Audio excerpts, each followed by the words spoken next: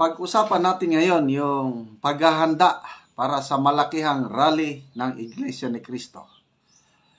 Tingin ko tuloy na ito despite sa mga balibalita na hindi na daw matutuloy. Nako, may mga lumabas na mga vlog na hindi na daw matutuloy. Disagree ako doon. Okay.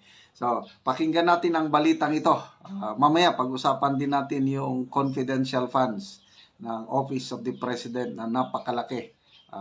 Yung report ng COA tungkol nito.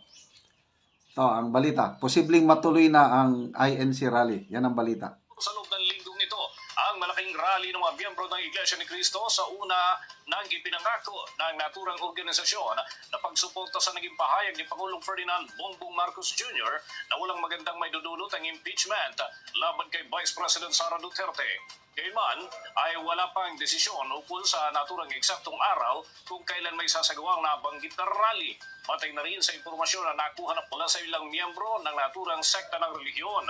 Sa naunang pahayag na nilabas ng Iglesia ni Cristo, sinabi nila na magsasagawa ng rally ang mga miyembro nito upang ihayag ang kanilang pakikisa sa naging pahayag ni Pangulong Marcos na hindi sang-ayon sa anumang impeachment dahil marami mga problemang kinakaharap ang bansa na dapat nang paspunahin.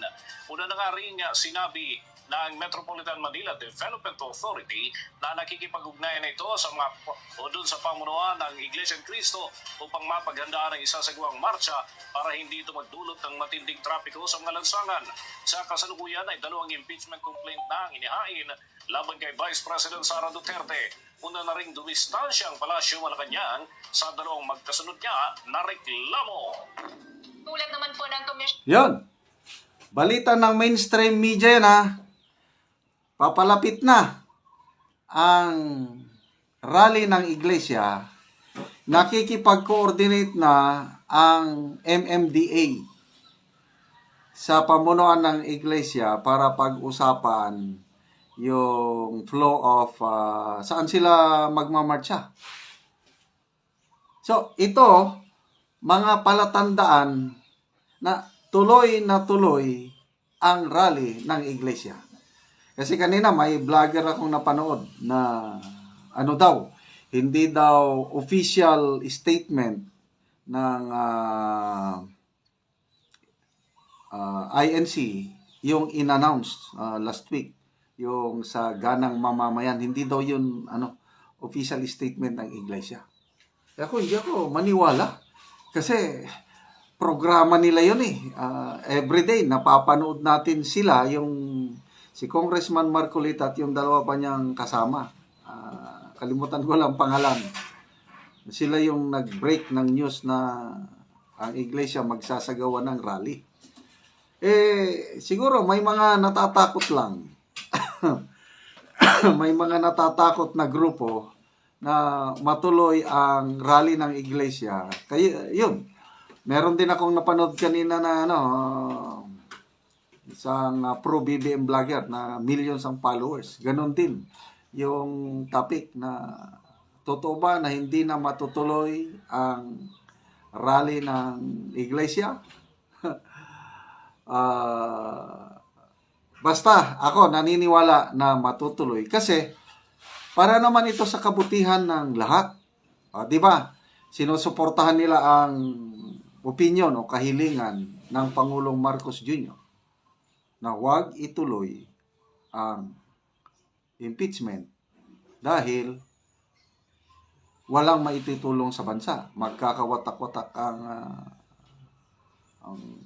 Pilipino. Tama naman. So, tapos kung hindi matutuloy ang impeachment, tatahimik ang political situation dahil wala nang rally-rally ng mga supporters ni Bibi Sara. O di, win-win situation. Itong rally ng iglesia is mas marami ang makinabang. Ang hindi lang makinabang dyan, yung mga gusto talagang pabagsakin si Bibi Sara. Sino? Yung mga makakaliwa. Yung mga yung mga nag-file ng impeachment complaint. Makabayan Black at saka Akbayan, poros makakaliwa yan. Sila lang ang hindi happy. So dahil dito sa pronouncement ng iglesia na ito na magrarally sila, so tingnan nyo, parang wala nang balita sa signature drive sa Kongreso na pinapaapura yung pagpapirma ng resolution. 103 congressmen lang ang pipirma ng resolution is wala na, paakyat na yung ma-endorse na sa Senado ang impeachment complaint. Wala na, tumahimik na Ano pa? Yung pangatlong impeachment complaint. Sabi ng Secretary General, binanggit niya ito last week, next week, ipa-file. O bakit ngayon? Wala pa namang na-file. Ano bang araw ngayon? Martes na? Wala pa naman. Ito na kaya ang epekto sa rally ng iglesia. Nag-iisip na yung mga kongresista kung magpapail ba, kasi sa aminin natin, o hindi, maraming politiko na nangangailangan sa endorsement ng Iglesia ni Cristo. Lalo na diyan sa mga local position. Nako, kung di kita ng laban at ang isang kandidato nakuha niyang endorsement ng Iglesia, halos 90% ang sumusunod sa guide ng iglesia kung sinong botohan.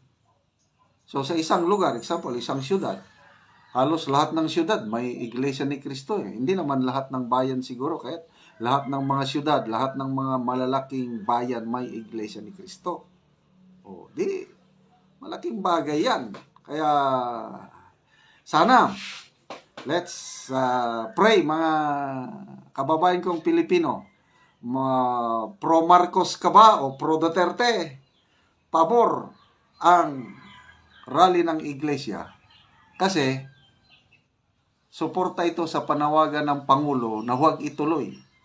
Pabor din sa mga pro Duterte kasi mananahimik na ang Duterte camp dahil hindi na matutuloy. So, December 10 na ngayon. Mag-break na ang mga kongresista December 18, 8 days to go. Wala pa ring balita sa sabi ni Congressman Joel Chua, wala na, impossible yung complaint dahil gahol sa oras, sabi niya. So, sana nga. Ito, ituloy natin yung confidential funds naman ng Pangulo. Mayroon ng findings ang COA. Pakinggan natin. Audit na gumugol ang Office of the President na mahigit 2.2 billion pesos na confidential funds 2.2. noong 2023, kapareho noong 2022. Base po sa 2023 audit report, ipinaliwanag ng COA na ginamit ang naturang halaga ng confidential funds sa ilalim ng Office of the President para sa mga gastusin may kinalaman sa surveillance activities sa mga civilian government agencies para suportahan ang mandato o mga operasyon. Maliban dito, gumugol din ang Office of the President ng 2.3 billion pesos na intelligence fund na ginamit naman po yan. Oh, di ba? Ang laki. 2.2 billion ang confidential funds, 2.3 billion ang intelligence funds. 4.5 lahat. Ang Office of the President ang may pinakamalaking pundo, ang may pinakamalaking gastos when it comes to confidential and intelligence funds. Ang tanong,